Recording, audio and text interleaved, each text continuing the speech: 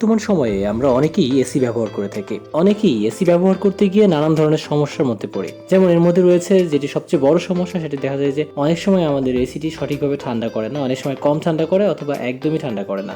AC explain ভিডিওর আজকের পর্বে আলোচনা করব এসির গ্যাস শেষ হয়ে গেলে কিভাবে বুঝবেন এবং এসির গ্যাস শেষ হয়ে গেলে কি করবেন, কিভাবে পুরোপুরি নিশ্চিত হবেন বা কি কি উপসর্গ দেখে বুঝবেন যে এসির গ্যাস শেষ হয়ে গেছে সেই সম্পর্কে। তো চলুন কথা না বাড়িয়ে মূল আলোচনায় যাই। এসি ঠান্ডা না করার সবচেয়ে বড় কারণ সেটি হচ্ছে এসিতে পর্যাপ্ত গ্যাস না থাকা। অনেক সময় দেখা যায় যে এসির কম্প্রেসরের সমস্যা হয়ে থাকে, কিন্তু যদি এসির গ্যাস শেষ হয়ে যায় সেক্ষেত্রে এসি ঠান্ডা করে না। যদি দেখা যায় যে এসির কম্প্রেসরটি সঠিকভাবে চলছে, আউটডোর ইউনিটের ফ্যান সঠিকভাবে ঘুরছে, ইনডোরের ফ্যান ব্লোয়ার ফ্যান ঠিকভাবে চলছে, তখন যদি একটু ভালোভাবে খেয়াল করেন যে এসির যে গ্যাস পাইপটি রয়েছে সেটা যদি বরফ জমে থাকে, অনেকটা সাদা হয়ে যায় এসি অন করার পরে, না কপারের পাইপের যে উপরটা সেটা যদি সাদা হয়ে যায়, মানে আইস জমে যায়, সেই ক্ষেত্রে মনে করবেন যে আপনার এসির গ্যাস কমে গেছে অথবা গ্যাস শেষ হয়ে গেছে। যদি দেখা যায় যে এই ধরনের উপসর্গ আপনি দেখতে পান যে এসির এই কপার পাইপটির উপরে আপনি আইস খেয়াল করেন, তখন দেখবেন যে এসিটি কিন্তু ঠান্ডা করবে না। এই ঠান্ডা না করার একমাত্র কারণ হচ্ছে আপনার এসির গ্যাস শেষ হয়ে গেছে। এবং এটি পুরোপুরি নিশ্চিত হওয়ার জন্য আপনি যেটি করতে পারেন, আপনার যে টেকনিশিয়ান কল করবেন অথবা আপনি যদি নিজেই টেকনিশিয়ান হয়ে থাকেন, সেই ক্ষেত্রে এসির গ্যাসটি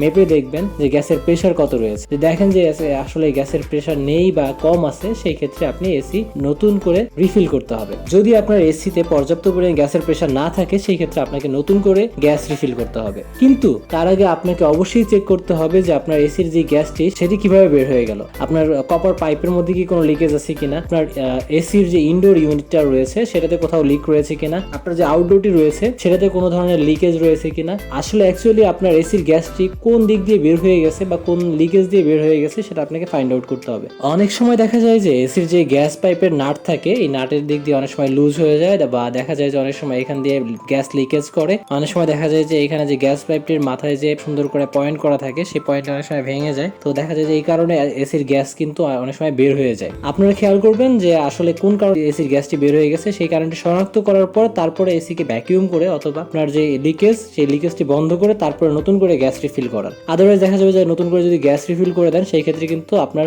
লাভের চেয়ে লসই হবে বেশি, কারণ হচ্ছে সেই গ্যাসটি কিন্তু পুনরায় আবার বের হয়ে যাবে। একটি ভালো এসি কখনোই কিন্তু আপনার গ্যাস লিকেজ করবে না, অথবা আপনার এসি ভালো এসি থেকে কখনোই কিন্তু গ্যাস বের হয়ে যাবে না। তো আপনি অবশ্যই খেয়াল করবেন যে আপনার এসিটি যখন আপনি নতুন করে আবার গ্যাস দিবেন, সেই ক্ষেত্রে আবার এসিটি ভ্যাকিউম করে তারপরে নতুন করে গ্যাস দেওয়ার চেষ্টা করবেন, যেন আপনার এই গ্যাসটি পুনরায় না বের হয়ে যায়। এবং সেই ক্ষেত্রে আপনি খেয়াল করবেন যে আপনার গ্যাসের যে পাইপটি রয়েছে, গ্যাস রিফিল করার পরে গ্যাসের যে পাইপটি রয়েছে সেটার উপরে আর আইস জমছে না নতুন করে, এবং আপনার এসিটি সঠিকভাবে ঠান্ডা করতেছে। এসি এক্সপ্লেইন ভিডিওর আজকের পর্বে আলোচনা করলাম এসির গ্যাস শেষ হয়ে গেলে কিভাবে বুঝবেন এবং গ্যাস শেষ হয়ে গেলে করণীয় কি সেই সম্পর্কে। এসি এক্সপ্লেইন ভিডিওর আজকের পর্ব এখানেই শেষ করছি। যারা এখনো আমার চ্যানেলটিতে সাবস্ক্রাইব করেননি, অবশ্যই সাবস্ক্রাইব করবেন এবং পাশে থাকা বেল আইকনটি বাজিয়ে রাখবেন, যাতে করে আমার পরবর্তী ভিডিও নোটিফিকেশন আপনার কাছে পৌঁছে যায়। ধন্যবাদ। আসসালামু আলাইকুম।